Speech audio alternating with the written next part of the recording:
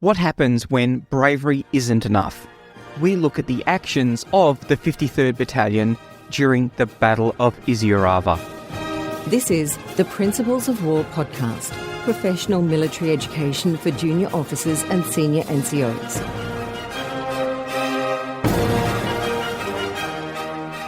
Ladies and gentlemen, welcome to episode 96 of the Principles of War podcast. This is the third podcast in our series looking at the 53rd Battalion. We're continuing on with our look at the timeline of events for the 53rd Battalion. In particular, we're looking at the mistakes that were made by the 53rd Battalion. Whilst it's important to remember that they made quite a few mistakes, the blame for those mistakes cannot be justifiably put on the 53rd Battalion. There are a range of mistakes at the operational and strategic level. These are mistakes in mobilisation, and it highlights the difficulties in raising and training a combat force in a short period of time. We can look at the performance of other battalions and see similar mistakes. We can look in other campaigns, other armies, and see similar performance. Indeed, I'm currently reading This Kind of War, the classic military history of the Korean War. And whilst history doesn't repeat, you can certainly hear the rhyme in the mistakes that are made with those troops that were committed in the early days of 1950 by the United States into the defence of the Republic of Korea. The key question for me is, how do we avoid those mistakes? Because they are incredibly costly. I've entitled this episode, When Bravery Isn't Enough, because when you think about how these troops were equipped, how they were trained, how they were led, and all of the mistakes that had put them into the situation in which they find themselves, many of them still attempted to achieve the tasks that they've been given. They were doing that in incredibly arduous conditions, awful terrain to be fighting in, and against an incredibly well-trained enemy in the Japanese. Despite all of the difficulties against them, many of these troops still tried to achieve their mission, and I think that that is where the real bravery comes into it. We're picking up the story on the 20th of August, 1942. This is the day that when they left Port Moresby, they were expected to be relieving the 39th Battalion. One of the lieutenants from Alpha Company has had an interesting night. He took a wrong turn on the track to Kagi and managed to lose his entire platoon. This is a fairly serious error. However, remember, navigating at night on this kind of terrain would be incredibly difficult. He probably didn't have a map. If he did have a map, it wouldn't have been any good. His platoon is likely to have had very little experience in navigating in this kind of terrain at night. He may have managed to get by with inexperienced soldiers if he'd had a strong and experienced corps of NCOs, but it is highly likely that in that platoon there was no NCOs who were experienced in navigation or controlling sections and platoons while navigating through this kind of terrain. So this poor lieutenant is ordered to find his platoon and wait at Templeton's Crossing until they're complete, and then move back to Alpha Company headquarters. Don Company, one of the last companies to move out, has their last platoon moving through Alola. The CO is at Alola and he holds a company commander's conference at 1600. The dispositions for local defence are detailed in the orders that are given at this conference. Alpha Company is responsible for the rear protection, including the track to Afogi and battalion headquarters centred on Alola. Bravo Company is responsible for the area east of Alola, including the track that heads north from Alola to Isurava, and also the track that leads to Misamai and Kaili. They are tasked with sending out two patrols. One, under Lieutenant William Hughes, is to go through Misamai and push on to Kaili. It'll remain out overnight and return once relieved. It's also to send a patrol up through Isurava, through the forward defensive lines held by 39th Battalion at Isurava, and to move on to Daniki, in order to carry out offensive action if necessary to collect information on the strength and disposition of the enemy. Charlie Company is given the area west of Alola, including the high ground, and it is to send a patrol out to Naro, which overlooks Kokoda, and they are to report on information concerning enemy movement. They'll remain out overnight until relieved. Delta Company is given the high ground forward of Alola. The 21st of August is a fairly quiet day. The patrols to Naro and Misama are relieved. Lieutenant Campbell from Bravo Company was out on that first Misamar patrol, and he reports back at 17:30 that they had spotted a small party of Japanese. Shots were exchanged between the two groups, and the two Japanese withdrew. No casualties on either side. This is the first contact with the Japanese for the battalion. The battalion headquarters personnel report in at 1700, and the battalion headquarters is finally established. On the 22nd of August, Lieutenant Isaacson from Alpha Company leads a patrol 900 metres north of the forward defensive lines of the 39th Battalion. No enemy sighted. The balance of A Company reports into Alola. The War Diary notes that control of this company has been very poor, with a significant amount of straggling. The patrol from Naro returns, no sighting of the enemy, although the track is in very poor condition and it took 7 hours to travel from Alola to Naro. The War Diary notes that the signalling equipment has not arrived because carriers aren't available. The signals officer hasn't reported yet. It also notes that the stationery for office use is unprocurable. The native carriers with it had failed to arrive. This is highlighting the logistics difficulties that Maroubra Force is facing. Those difficulties are going to exacerbate many of the things that the battalion is going to need to do. Without the signalling equipment, command and control is going to be very difficult to effect across the battalion. Ward at this stage is going to continue to patrol along the Alola, Abuari, Misamai, Kali track. The official history has got a description of just how difficult this track is. The track leading to Kali was particularly difficult. From Alola, it plunged 1,000 feet or more down a bush-covered, rugged, 45-degree slope to the bed of Eora Creek. It crossed the torrent by way of a slippery log bridge. Its way up the other side of the Great V of Eora Creek was closed in by bush, was treacherous and so steep that in places a climber must use his hands. About 1,500 feet above the creek bed was the Abuari waterfall, where a mountain stream plunged over the rock face, which rose almost sheer for about 100 feet. Its spray veiled the hillside and the falling water made a great noise. The track passed just in front of the main fall and through the spray over a slippery ledge of rock. On the other side of the fall, it edged round a wall of sheer rock which rose high above it. Soon afterwards, it came to the little village of Abuari, which went on through the bush and over the rough mountainside to Misamar and thence to Kali. It's on the 22nd that Brigadier Potts, the commander of the 21st Brigade, arrives at Alola, where he establishes his headquarters. His orders, given to him by the commander of New Guinea Force, Lieutenant General Sid Rail, are that 21st Brigade will recapture Kokoda in order to facilitate future operations against Buna and Gona. The 23rd of August sees the second contact for the battalion. Lieutenant Raphael from Alpha Company had led a 20-man patrol forward of the 39th Battalion, and at 1700 he had returned, reporting that they'd encountered an enemy standing patrol with light machine guns and rifles. They were dug in and well camouflaged. He was unable to identify their positions, and once they started moving around his flanks in order to encircle him, he withdrew from the contact. Bravo Company sends another patrol out to Misamai. No sign of the enemy.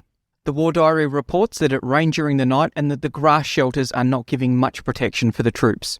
They're short of blankets and need to cross-level across the companies, and the rations are mainly boiled rice and sweet potatoes with occasional meals of bully beef and rice stew. That's not a great diet for troops who not only are patrolling over very difficult terrain, but also under that mental stress of the potential contact with Japanese troops. It's at this time that Brigadier Potts takes command of Maroubra Force. Now, he has got 3 possible courses of action that he can consider. These are defensive courses of action because he has already assessed that it will be impossible to take the offensive to the Japanese with the very poor logistics situation that he has inherited. His first course of action is to maintain the status quo until the logistics situation is improved with a build-up of supplies at Alola. That means that the 53rd and 39th Battalions would remain at Alola, and the 2nd 14th and 2nd 16th would remain at Myola. His second course of action is to move one of the battalions of the 21st Brigade forward to relieve the 39th Battalion.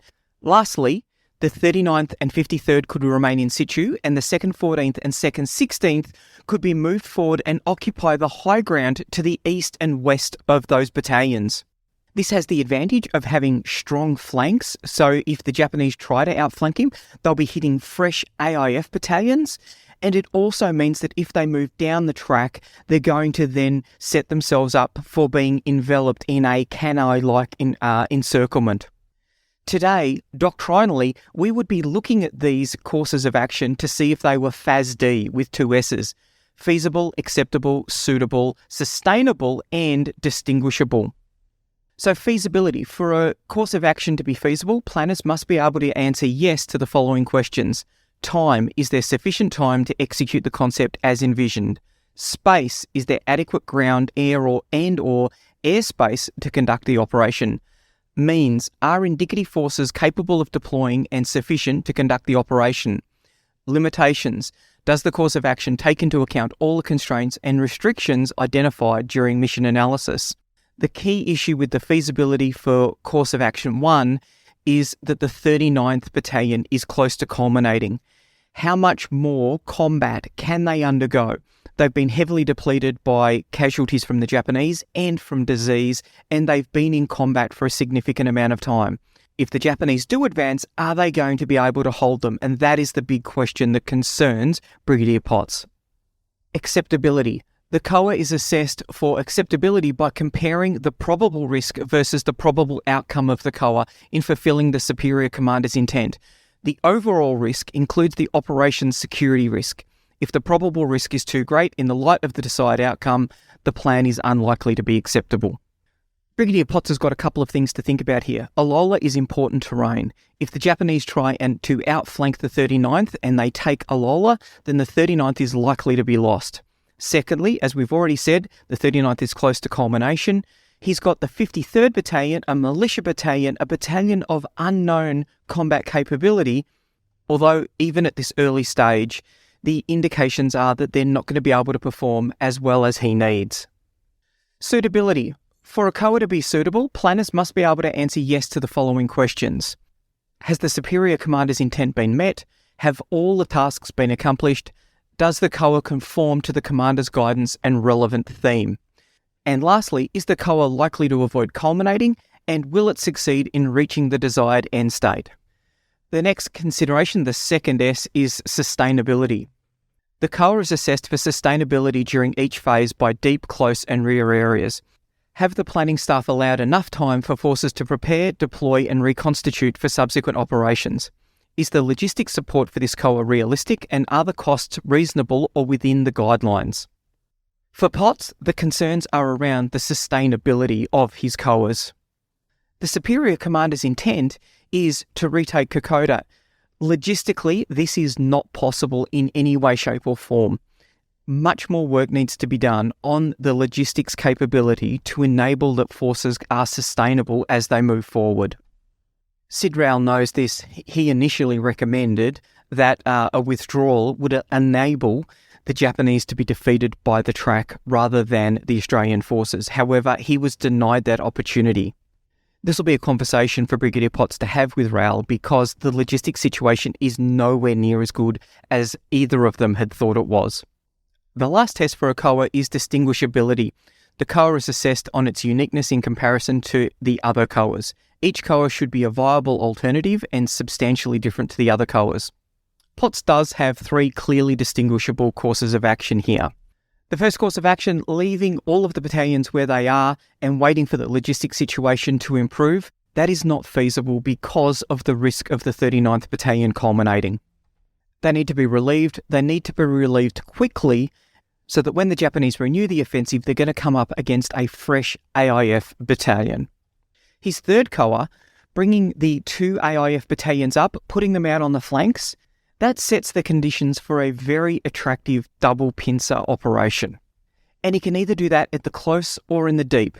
He can attack the troops in front of the 39th from the high ground on the east and the west, or he could punch the AIF battalions up the tracks, the one leading to Narrow and the other track heading north to Cayley and further. This encircles the troops to his front, it cuts them off from supply, and it also puts his troops much closer to Kokoda. This option, though, is just not logistically feasible. So his last option is to conduct a relief in place of the 39th Battalion with one of the AIF battalions. This risk mitigates against the culmination of the 39th Battalion, and it also provides him with the flexibility of having his other AIF battalion in reserve. That reserve can then be used to plug any breakthroughs on the defensive line or to exploit any offensive successes that he achieves. It does, however, leave the 53rd Battalion playing a critical role in the operation. One thing that's interesting to note, Potts needs to get up to speed with the situation very, very quickly. He's the new commander of Maroubra Force. How is he conducting this appreciation process? His staff is limited, as is time. This appreciation is potentially more of an individual appreciation rather than a staff appreciation. The other important point to note is that there is no laptops, there is no PowerPoint, there's going to be no presentations for his course of action development. Now, the interesting question is, if he'd had those resources and if there were the porters to be able to carry it up and if there was the power, would he have been better off or worse off having to go through that process? In concurrence with the initial assessment that the 39th Battalion was close to culmination, the 21st Brigade's War Diary records for the 24th, 39th Battalion is in shocking physical condition. It is to be relieved by the 2nd 14th Battalion as soon as possible. The other thing of note in their War Diary is that it says, as no accurate maps of the area exist, a request for gridded air photos to be supplied by 30 August was sent to the 7th Division. The first fighting at Kokoda had occurred just 4 weeks ago, and still there was no aerial photography of the area to assist in navigation. The 21st Brigade, an AIF brigade, a brigade that had been in combat in the Middle East, was starting to see the experience come through as they look at the current conditions and they look to improve those conditions to aid the brigade in combat. For the 53rd Battalion, Alpha Company sends a patrol with Lieutenant MacDonald and 20 ORs. They head through the 39th Battalion positions and they're moving up towards Daniki to take offensive action against Japanese patrols and collect information. Charlie Company sends a patrol under Lieutenant McIntyre with 20 ORs up the left flank on its way to Naro. There's 2 Papuan Infantry Battalion natives accompanying that patrol and they're going to act as interpreters. The War Diary reports that tools practically unavailable to prepare defensive positions. 1 shovel and 1 pick in the unit. This is quite unfortunate because it will increase the amount of time that the battalion is going to be spending preparing those defensive positions. The deeper those holes, the more protection they're going to provide. Later that day, Lieutenant MacDonald from Alpha Company reports back. The standing patrol that Lieutenant Raphael had encountered on the 23rd, they had moved their position 300 metres forward and they had laid an ambush awaiting Lieutenant MacDonald and his patrol. The Japanese patrol allowed the lead scout, Private McGraw, to move through their position before they opened fire on him and killed him. The second scout, Private Bostock, took cover and shot 4 of the Japanese as they tried to move forward to the body of McGraw. The patrol deployed and returned fire with rifles and Thompson submachine guns. The Japanese replied with grenades and light machine gun fire. It was believed that 6 other Japanese were killed, making a total of 10. The Japanese, as per their TTPs, attempted to outflank the Australian patrol. Lieutenant MacDonald saw this and then commenced a withdrawal of the patrol. MacDonald reported 1 KIA and 2 MIA for the patrol. He stated that the rest of the patrol was steady under fire and control was well kept by section leaders. On the 25th of August, there's a couple of patrols that go out from the 53rd. Lieutenant Isaacson from Alpha Company leads 20 soldiers north to form a standing patrol around Cayley, and Sergeant Meany leads a patrol north of the 39th for defensive lines on the Isurava Daniki trail. Both patrols get into contact, both patrols have casualties. Sergeant Meany's patrol, they take someone from Alpha Company who'd been on the patrol on the previous day. This is to assist them to avoid walking into the same ambush as the previous day. About an hour into their patrol, in approximately the same area, they encounter Private McGraw's body. It's propped up against a tree as if it's been wounded. This had been set by the Japanese in an effort to draw the patrol into another ambush. As they moved forward to retrieve the body, they came under intense light machine gun and rifle fire, and they suffered one wounded, Private Drayton. The patrol withdrew after becoming scattered during this action. Lieutenant Isaacson's patrol left at 07:15. Captain Ahern had asked for permission to accompany the patrol and was granted it. Their mission was to form a standing patrol at Cayley. Isaacson was one of the 2nd AIF lieutenants who had been brought into the 39th and 53rd Battalions to increase the leadership skills within the battalions. He had originally been in the 2nd 10th Battalion and had seen service in the Middle East, so he was an experienced lieutenant. As they moved forward to Cayley, his patrol was attacked by a force of approximately 2 platoons with light machine guns and mortars. The patrol struggled under fire, and Isaacson was killed trying to lead the inexperienced troops. Private Donaldson was also wounded in the contact. Captain Ahern took command of the patrol, and he sent a runner back to Misima to ask for orders. However, the runner found Misima deserted and the wireless set destroyed. Battalion headquarters attempted to communicate with the Misima wireless station to order Captain Ahern to maintain the standing patrol at Misima until relieved. However, they were unable to raise the wireless station. There's records of another small patrol that was sent out on that day.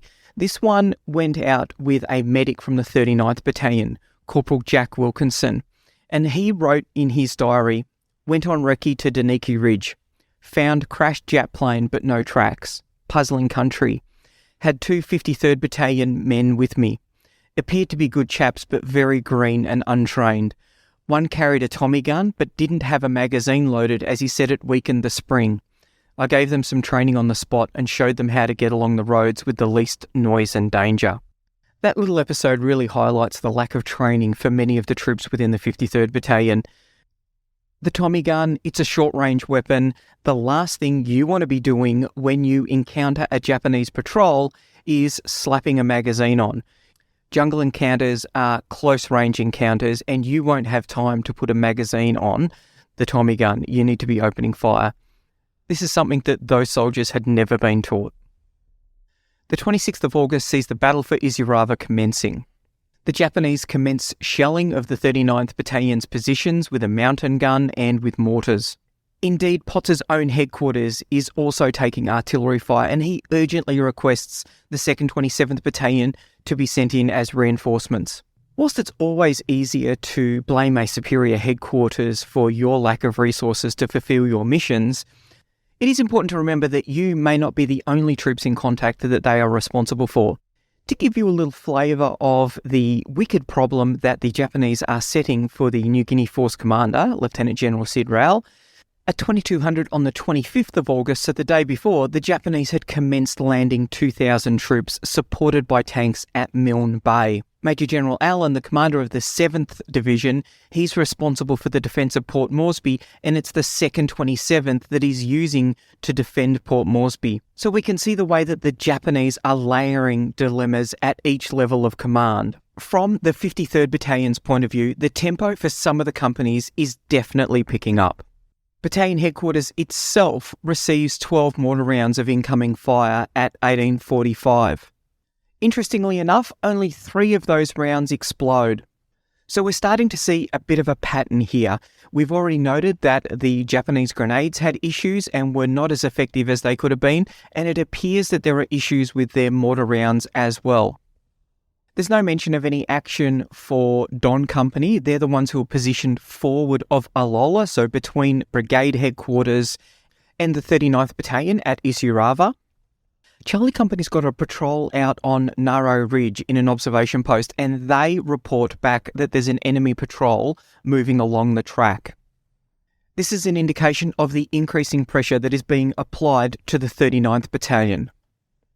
Alpha Company sends out a patrol under Lieutenant MacDonald with 20 ORs to relieve the Misima patrol. This is the patrol that is under Captain Ahern. This is the patrol that was originally under the command of Lieutenant Isaacson, but he was killed on the 25th. This patrol had gone out to Misima. Now, on the 26th at 1500, two members of this patrol actually report in at the 39th Battalion's position. That is not even on that track. So there's something that has gone dramatically wrong with this patrol. But on the morning of the 26th, there was still no word from them. MacDonald reported back to battalion headquarters at 1700. Not a lot was found at Misima, but they did report killing 3 Japanese who'd been carrying a mortar on the way back from Misima. I believe it was MacDonald who was then ordered to go to brigade headquarters and tell the commander of Maroubra Force, Brigadier Potts, what he had seen. I'll read an extract from the 21st Brigade's War Diary in the general description of events that Brigadier Potts wrote.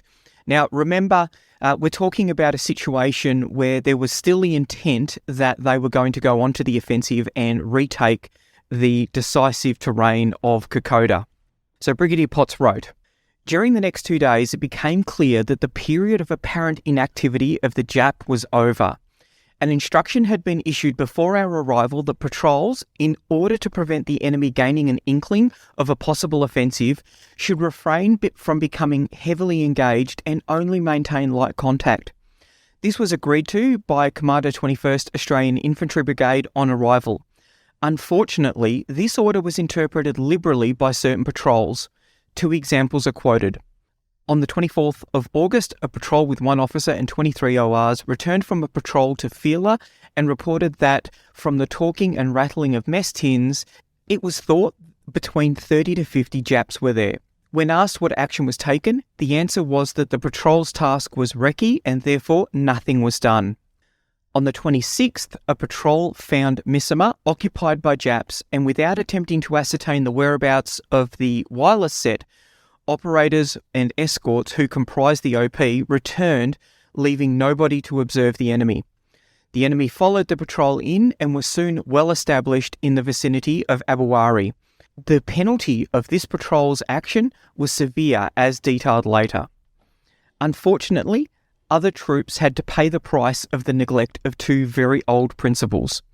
Patrols must fight for information, and if definite answers are to be obtained from patrols, definite questions must be asked. Potts has only been in command of Maroubra Force for 3 days, but he's already quite concerned about the combat capability of the 53rd Battalion. After dismissing the young officer who's given his report to Brigadier Potts, he contacts Lieutenant Colonel Ward and he says, "You must take immediate action to remedy any damage this officer may have done. Send a company at once to occupy Abouari or, failing that, the waterfall area. Strengthen the post at the river crossing. At first light tomorrow, you must recapture Misima and restore the position on the flank." At 1750, Captain Cairns takes Bravo Company with orders to move and contact the enemy on the Abouari-Misima Road. The 53rd War Diary reports indications that Japanese have penetrated well along Misima-Abouari Road towards Abouari. This company patrol is going out on a patrol with a high likelihood of contact with the enemy. Be that as it may, Raymond Paul, in his 1958 book Retreat from Kokoda, which by all accounts is a very well-researched account of the battle, states that some men in this patrol were not carrying weapons. It's believed that the intent was to take weapons from some of the soldiers in Ahern's patrol. There are multiple problems with this. Firstly, Ahern's patrol is missing. If they do manage to find it, it is most likely that it'll be in the vicinity of Misima. That will put them behind enemy lines. I don't think those soldiers will be too keen to give up any of their weapons. The big question is, why weren't they carrying their weapons? Were there not enough? There have been significant battle casualties. Those cases that have been stretchered back, they're not going to be taking their weapons with them. Was there a shortage in the company and there hadn't been any cross-levelling amongst the battalion or amongst the... Was there a shortage in the company and there hadn't been any cross-levelling across the battalion or across Maroubra Force? Was the supply situation that parlous? The reason is unclear and it may be lost to the mysteries of time. However, it does highlight that there is something dramatically wrong within the 53rd Battalion. Is it lack of experience? Is it a logistics issue? I'm not sure. If any listeners out there who can cast any light on this, I'd be really fascinated to know. But even sending a patrol out with one soldier who is unarmed, I think is highly unusual. That soldier would be much better off staying within the defensive position. That's all we've got for the 26th of August. The 27th of August is a disastrous day for the 53rd Battalion. The Japanese are becoming increasingly aggressive on that eastern flank, the Misma-Abawari track, and that will have dire consequences for the battalion. So we will leave it there and we will come back next week with the continuing story of the 53rd Battalion and the battle for Isurava. The Principles of War podcast is brought to you by James Ealing. The show notes for the Principles of War podcast are available at www.theprinciplesofwar.com for maps, photos and other information that didn't make it into the podcast. Follow us on Facebook or tweet us at Surprise Podcast. If you've enjoyed this podcast, please leave a review on iTunes and tag a mate in on one of our episodes. All opinions expressed by individuals are those of those individuals and not of any organisation.